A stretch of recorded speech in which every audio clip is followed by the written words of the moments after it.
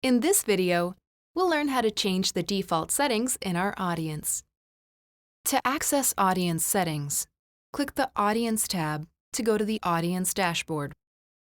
If you have more than one audience, click the Current Audience drop-down menu and select the audience you want to work with. Then, click View Contacts. From the Settings drop-down, click Audience Name and Defaults. Here we can change our audience name, form settings, and subscription settings. To change the name of our audience, we'll type the new name into the Audience Name field. Each Mailchimp audience has an associated sign-up form, which we can use to grow our audience. Under Form Settings, we can enable double opt-in, add a Recaptcha confirmation, or include GDPR fields on our embedded form or pop-up form. By default, our forms are single opt-in, meaning once a contact subscribes to our audience, no further action is needed. When we enable double opt-in, our contacts must verify their email address before they're added to our audience. Recaptcha is automatically included on Mailchimp hosted forms, but we can enable it for embedded and pop-up forms. These features help to prevent spam bots from adding emails to our audience. When we enable GDPR fields, Mailchimp will add fields to our sign-up forms, including embedded, hosted, pop-up, and landing page forms, where we can get permission from our contacts to opt into our marketing. This is the first step to ensuring that we are GDPR compliant. Check out our articles in the knowledge base to learn more about GDPR and best practices for your audience.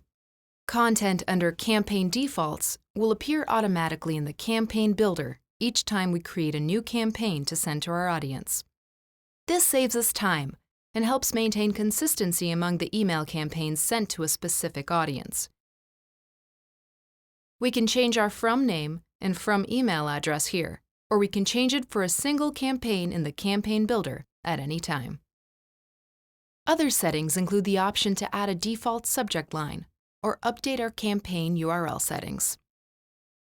We can also update the settings to choose how we want to interact with contacts when they subscribe or unsubscribe from our email marketing. For example, we can send a final welcome email to new subscribers when they join our audience, or a final goodbye email to unsubscribers. We can also allow subscribers to choose whether they want to see our emails in plain text or HTML. Finally, we can decide which subscriber notifications work best for us. If we want to get email alerts when subscribers join or leave our audience, we can add our preferred email address under one-by-one notifications. To get an end-of-day summary of subscribe and unsubscribe activity, we can add our email under Summary. Once we've made our selections, we'll click Save Audience and Campaign Defaults. This concludes our video on how to change and edit your audience settings. For more information about audiences, check out our articles in the knowledge base.